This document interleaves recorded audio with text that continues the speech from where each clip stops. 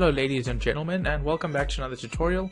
In this lesson, as the title says, we are going to learn how to create a custom cursor image in Netbeans. So instead of having this boring default arrow that's been around since the first version of Windows that had a GUI, we're going to be able to create our own custom PNG image and then use that to replace this default cursor.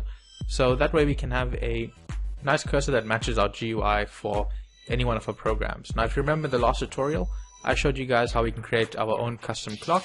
Currently it's just 1 minute past 9, and also implemented the undecorated frame drag method so that we can move the frame around. So in this GUI we're going to create a custom icon.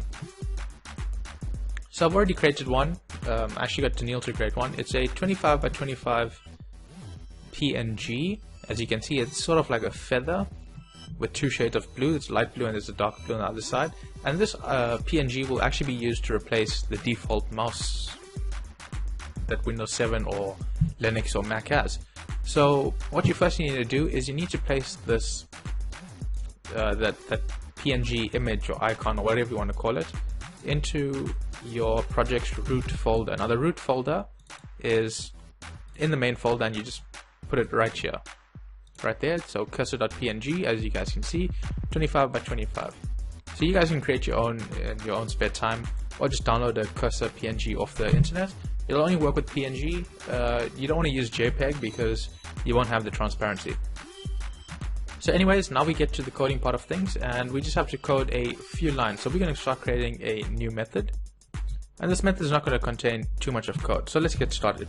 Let's just say public void, let's just give it a name, something like custom cursor. There you go. Now we can start coding. So the first thing we need to do is get the default toolkit that the JDK offers. So we're going to type in toolkit and then just give it a name. So toolkit equals toolkit.getDefaultToolkit. I think that's correct.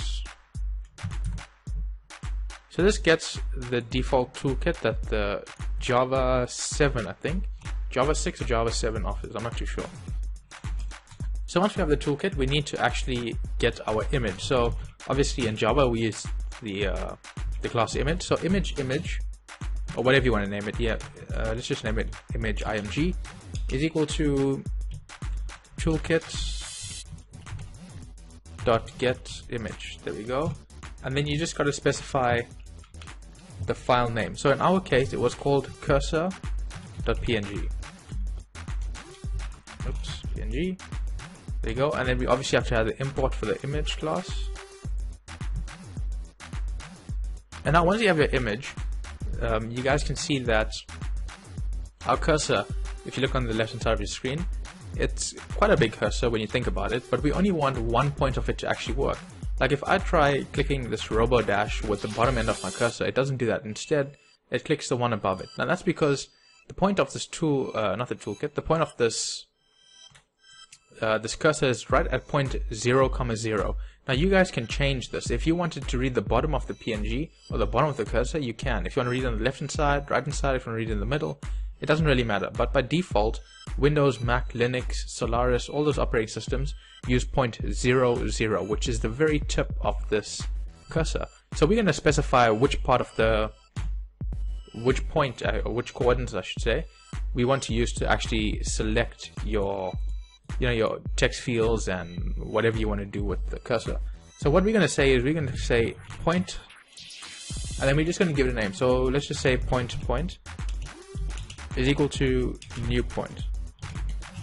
And then you specify x and y coordinates. So I want point 0 and 0 to be the point that you use to actually click on stuff, because I mean it's just not practical to have it as point 5,5, because then it'll be somewhere in the middle of this icon, and we don't really want that.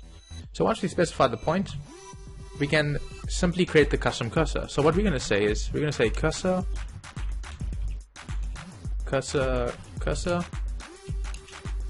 is equal to toolkit.createCustom.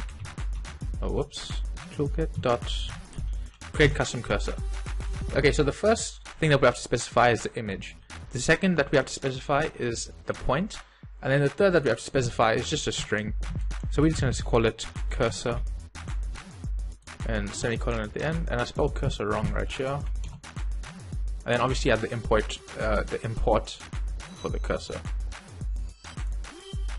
Okay, now once that's done, we are pretty much done. All we have to do is set the cursor. So set cursor. Now, because we're just saying set cursor, what's going to happen is everything by default, so anything that's using the normal cursor will be replaced with our new image. And then we just put in cursor. Now when we run it, nothing will happen because we forgot to implement this method in the constructor. So what happens is, as soon as you launch your GUI, it'll automatically run this method right here. So we can put it wherever you like, you know, put it right there. There we go. And this will create our custom cursor. So as you can see, we now have this feather looking cursor.